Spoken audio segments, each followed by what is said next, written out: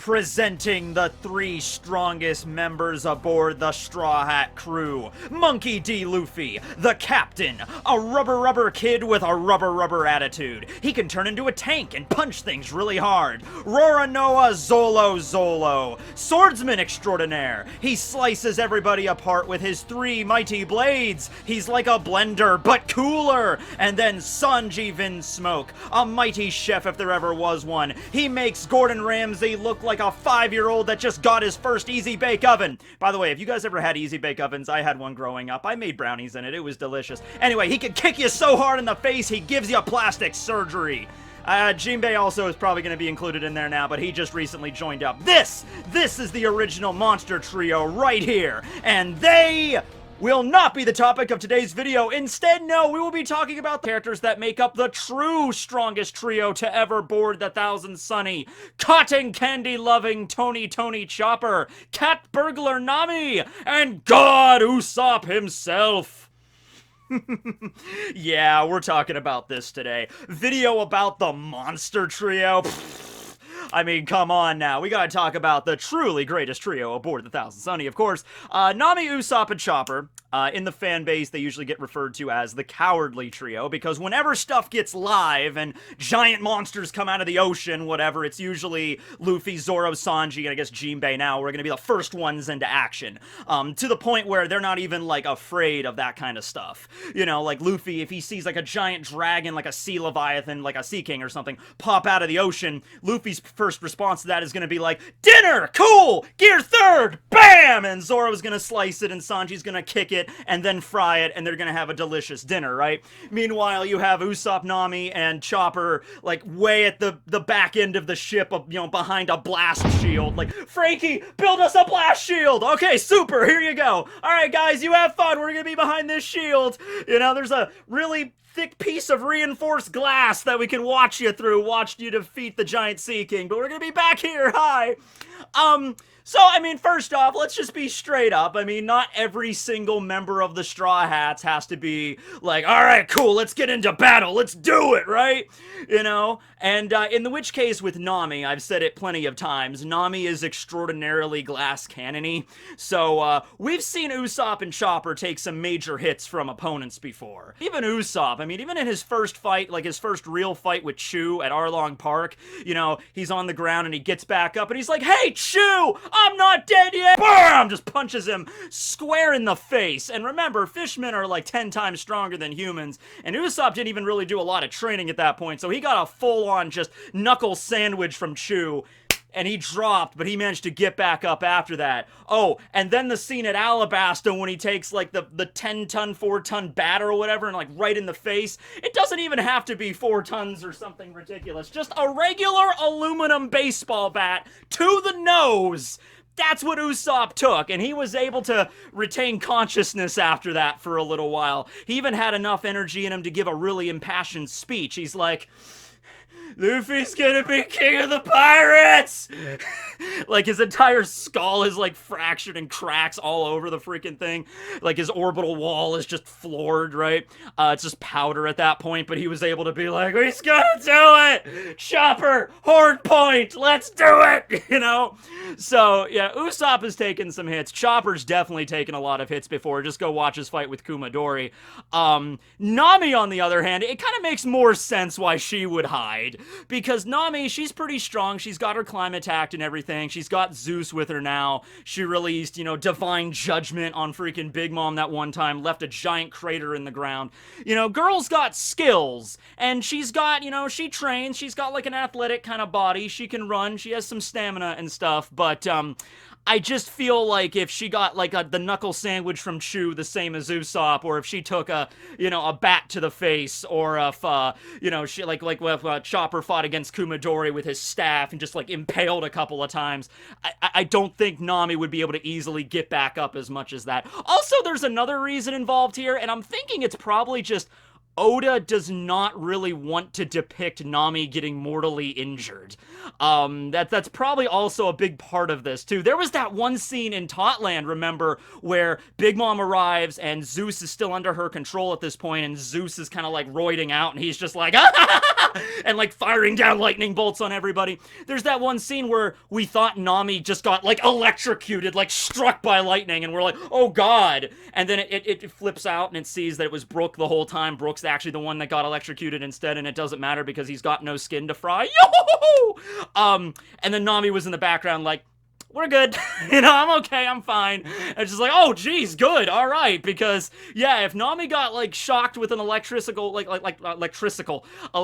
attack like that, like, Sanji took that blast from Eneru, and he's just like, thanks for lighting my cigarette. Yup. And then he drops, but, Sanji manages to get back up after that. I think Usopp took some electrical attacks from Eneru. Chopper might be able to recover from that. Nami, I feel like, yeah, very glass cannon-y with Nami. So that makes sense for her. But when we get to Usopp and Chopper, and let's talk about Usopp specifically here, a complaint that I often hear every now and then is like, okay, Usopp starts off as this really scaredy cat, coward, living in the East Blue, living in this tiny little village, and it makes sense at that point in the story, because he hasn't really dealt with real pirates yet. He's all bluster, he's really good at telling a tall tale, but after he's traveled with the Straw Hats for as long as he has, and all the different adventures, and all the different opponents that he's gone up against and actually succeeded in defeating, sometimes by himself, sometimes teamed up with, like, Chopper or somebody, and also training on the Bowen Archipelago, which I remind you is not even really an island. It's living on the back of basically the maw of a giant man-eating plant that's like the size of an island that devours everything on the island, constantly running from other dangerous creatures that, like giant insects and giant ants and wasps that are on the island, living that way for 2 years. And then everything at Fishman Island and dealing with a dragon at Punk Hazard, all the members of the Doflamingo family. After dealing with all of that, it's just like, damn, Usopp. At this point, does it really make sense for your character to be like, okay, guys, I'm just gonna hang out back here. You guys have fun. The most recent example of this was just when the crew was heading to Onigashima, right before they got into the actual bay area, there was that kind of fortress kind of guarding it, and all the members of the Beast Pirates were getting drunk on the fortress. They didn't see the Thousand Sunny arriving, and they just kind of jump on the fortress and just wipe everybody out. But once again, Nami, Usopp, and Chopper are just hanging out on the ship like, okay, you guys have fun. We're gonna hang out here. We're just gonna chill out. We're gonna reserve our energy for the real battle. It's a good thing you guys take care of that. We're gonna be over here. So I start thinking, about like, all right, why would Usopp still do this? Now, one of the most logical reasons for this is just like that's the character Oda wrote for him, and Usopp has definitely went through character development throughout the story. And he's always had that, by the way. He's always had that thing where he's cowardly, but when the heat is on, he stands up for himself and he fights back, especially if it's for his friends. And we saw that, like I said, at Arlong Park was the first example of that. So that's kind of always been his character. So part of me thinks that Oda, he still wants to draw and, write jokes with Usopp being really easily scared and a little cowardly, but when it's time to go, he's ready to go. The perfect example of that, after the time skip, is just go check out the fight between him and Treble. Now, that fight does not end with Usopp, defeating Treble or Sugar. Well, it kind of does, but indirectly. But if you go watch that fight, like when it first started, Usopp is all alone in the underground port. Robin got turned into a Raggedy Ann doll. All the other members down there, all the other pirates are toys, and he's the only one left. And Usopp realizes, if I don't do something, then we're all screwed. We're done. It's literally everything is on me right now. Luffy's not going to show up to save me. Nobody else is going to do anything. Frankie's dealing with the factory up above, and Robin got turned into a doll. He forgot about Robin's existence at this point. So that actually adds a whole other dimension to it, where it's not that Usopp is like, I must, defeat Sugar to turn Robin back into a human. He forgot about Robin's existence, meaning that he did all of this kind of on his own more than anything, okay? So he kind of pumps himself up a little bit, like, yeah, we're gonna do this! And then there's Treble and Sugar just hanging out in one section of the port. He climbs on top of a building. All the other Tontatas are around there, like Leo, and they're all beaten and bleeding, and they're like, Usolando! And he's up there, he's pretty cool, and he's just like, Alright, everybody, here's Usopp here to win the day. If I die, build a statue of me next to Nolan's. We're doing this! Wolverines! And he just fires off those shuriken attacks at Treble, hits him dead on. Treble, of course, using the sticky fruit, manages to kind of paste himself back together. But Usopp goes in with that fire. He tries his damn best.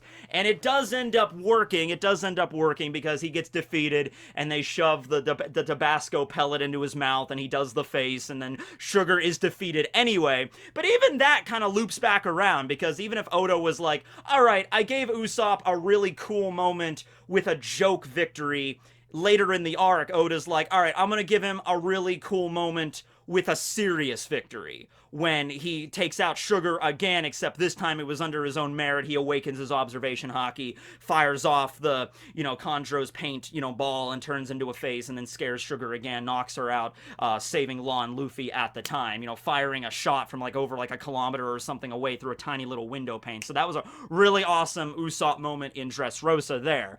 So he does have really cool moments like that after the time skip. It's just, I feel like Oda still wants to have the comedy with him, because if Usopp just kind of mans up 100% and he's never scared again and he jumps into the fray just as Luffy and Zoro and Sanji and Jinbei do without a moment's of hesitation, I feel like a little bit of the comedy in the story would be lost on that. I guess maybe it would make more sense, but would it? Would it make more sense? Because then you start thinking about this in a much more logical kind of setting, and One Piece, I understand going into this, you kind of have to, detract from the real world. I mean, One Piece is a fictional manga. It's a story where Luffy can get a tooth blasted out of his head and he can just drink some freaking milk and it just pops right back in, okay? So, not very logical. Also, the whole thing with, Usopp getting the bat to the face and, give him a couple of days, couple of weeks of recovery, he's perfectly fine, when in reality, your face would be completely mangled from that.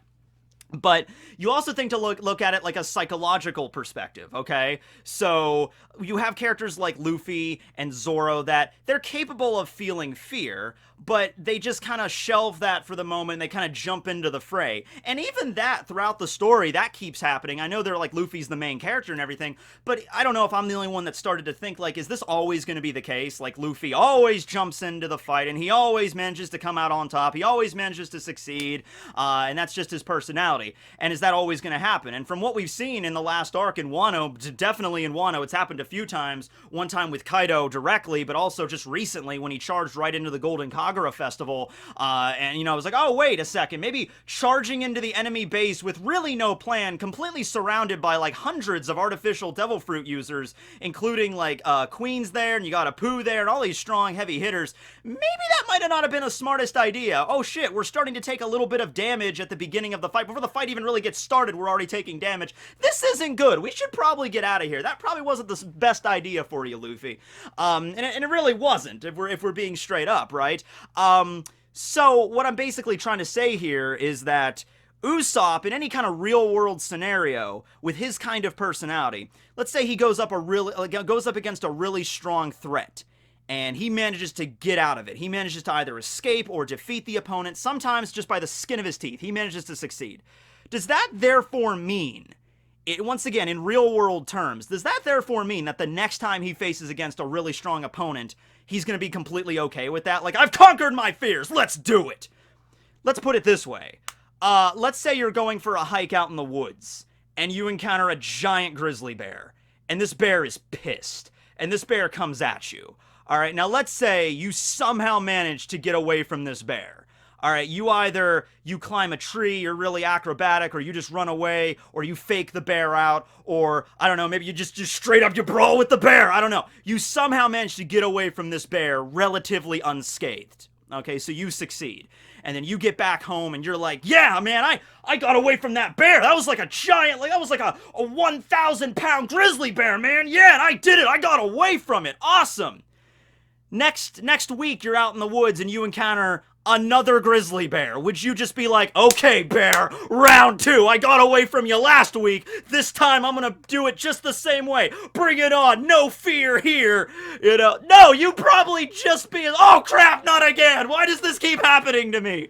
That's kind of the same thing with Usopp, man. It's just at some point, yeah, sure. I mean, when it comes to like random riffraff soldiers, Usopp has a little bit more confidence. And there was even that moment at the end of Punk Hazard when Baby Five and Buffalo were escaping, and you got Nami and Usopp there, and like, as long as the enemies are fleeing, we're good.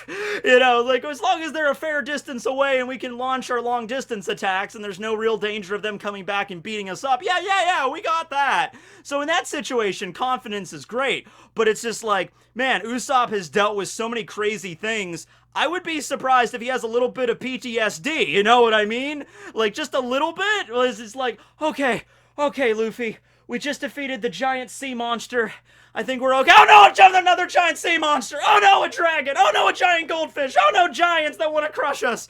You know, like, I've said this before, definitely. A lot of people have said it before, that Usopp, and I guess the entirety of the cowardly trio, really comes down to, like, you know, the way that real people would react in these kind of situations. Regardless of how many strong opponents you fight, if you show up with a giant monster at your doorstep, you're gonna be like, okay, yeah, we're just gonna hang out back here and see how this goes. And once again, like, we've seen them fight, and we've seen them defeat enemies before, okay? So it's not a situation of, like, they always run away, and Luffy, Zoro, Sanji, Jinbei, Brook, Frankie, Robin, they always have to be the one to clean up after these three. You know, it's like, okay, guys, you go hide on the Sunny, we'll defeat all the strong opponents, just like always, and you guys just hang out and have a tea party. That's never been the case.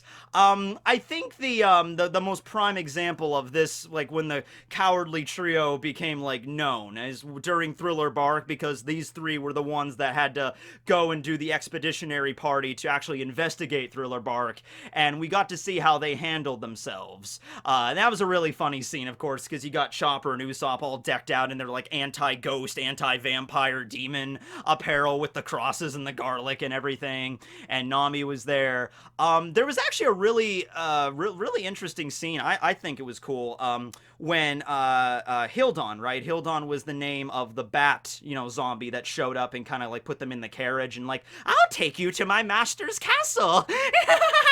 It's like, yeah, this seems like a guy that we can trust. So they get into the carriage, and they're just, you know, being carted through this creepy, haunted forest. Fog everywhere. Remember, Oda basically took every single horror movie, like old school, like Universal horror movies and everything modern, just kind of threw it into Thriller Bark. Little bit of Thriller in there, too, even. He throws all that in there into the arc, and it's a really creepy scene where you look out the windows of the carriage, and there's, like, ghosts and zombies wandering all over the damn island. And then you get a scene where Hildon just disappears. The carriage stops, they look out, Hildon is gone, and the horses, the zombie horses that were carrying it, they're gone, and now they're just in this carriage in the middle of this haunted forest, in the middle of a graveyard. And they all start freaking out, and there's a scene where Chopper starts to, like, cry, because Chopper, once again, okay, in Chopper's defense, he is the youngest out of all of the Straw Hats. He's 15 years old at this point, and he was raised on a sheltered island his whole life, and he's a reindeer, okay? That has to account for something, right? So Chopper starts crying, he's like, Nami, what are we gonna do? And Nami's like, oh, Chopper, I don't know. You know, so it's like everybody's, like, really scared, but they're trying to hold their shit together at the same time, because they know there's really no immediate backup. You know, Luffy's not just gonna pop in out of nowhere and like, hey guys, I'm here to save you. Be like, okay, we're kind of on our own right now, so we kind of have to be careful when we're all really scared, but it's a moment where we're like, okay, we need to work together if we're gonna get through this, okay? And then they ended up getting through it, of course. Actually, yeah, Nami, Usopp, and Chopper actually did not end up getting their shadows stolen the entire time throughout that entire arc. They spent most of that time hiding out in Kumashi, you know, just kind of like, you know, examining everything. We're just gonna hide in this stuffed animal zombie, and they'll never be able to notice that we're in here, right? And then, of course, Usopp had that moment with Perona, where that was a good moment, where he's just like, oh, her powers are completely useless on me. I am always pessimistic. Then you start to get like, oh, maybe it's not necessarily like traumatic, like stress or anything from dealing with monsters. Maybe Usopp just, you know, from when he was a child, he was just a glass half empty kind of guy. You know, he was not very much of an optimist. He was kind of a pessimist, and he just, in every situation where he encounters like a giant creature or something about to attack them, or the Straw Hats go up against some kind of external threat, he immediately thinks like, that's it, we're done, or I'm done at least. I'm not going to be able to defeat this kind of adversary, right? And it takes a little bit of work to get Usopp to that mental space where it's like, oh man, that fishman, Chew, he's 10 times stronger than me. I can't handle him. I should just stay here on the ground. Wait, no. No, maybe I can do this. Maybe I could. Maybe if I'm really clever. Maybe if I use my, smoke screen, maybe, and I use the flame star, maybe I could, maybe it's for my friends. Okay, you know what? All right, yeah, we could do this. Hey, Chew! Okay, so that's a situation with Usopp there. He's a little pessimistic. Nami kind of is aware that she doesn't have the strongest defense in the world. She doesn't have armament hockey to work with here. And Chopper, you know what? Out of all of them, I'd say Chopper just because he's got his Monster Point at his disposal. But keep in mind, Monster Point, that also has some serious drawbacks. He can't just use that willy-nilly whenever he wants to. I mean, he can, but he can't. Because you figure, going into Monster Point, first off, you gotta eat a Rumble Ball, and then you only get 3 minutes in Monster Point. Just 3. Now, if this was pre-time skip Monster Point that goes berserker Chopper, and it really did seem like pre-time skip, like, Monster Point Chopper was like an instant win in pretty much any situation. I have no doubt that if it was like Monster Chopper up against like one of the pacifistas, eventually Monster Chopper would have just pounded one of the pacifistas into the ground, took out Kumadori really easy. But after the time skip, Oda makes it very clear, like, Monster Point Chopper is not an instant win condition. All right, he can't just go Monster Point Chopper and then beat up freaking Doflamingo or beat up a Yonko, even if he has complete control over it, right?